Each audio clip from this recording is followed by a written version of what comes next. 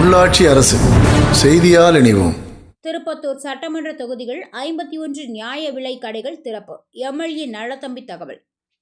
திருப்பத்தூர் சட்டமன்ற தொகுதிக்கு உட்பட்ட அனைத்து பகுதிகளிலும் மொத்தம் 51 நியாய விலை கடைகள் திறந்து வைக்கப்பட்டுள்ளதாக திருப்பத்தூர் சட்டமன்ற உறுப்பினர் நல்லதம்பி தெரிவித்தார்.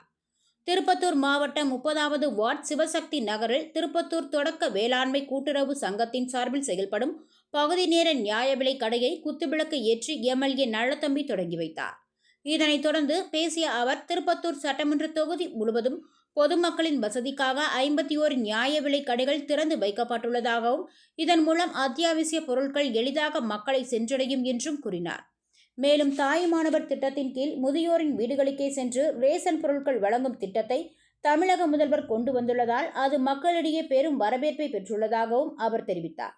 இந்த நிகழ்ச்சியில் நகரமன்ற உறுப்பினர் சங்கீதா வெங்கடேசன், நகர செயலாளர் ராஜேந்திரன், 30வது வார்டு நகர கவுன்சிலர் ஜீவிதா பார்த்திபன், நகரமுத்து துணைத் தலைவர் AR சபியுல்லா மற்றும் துறை சார்ந்த அதிகாரிகள் உள்ளிட்டோர் கலந்து கொண்டனர்.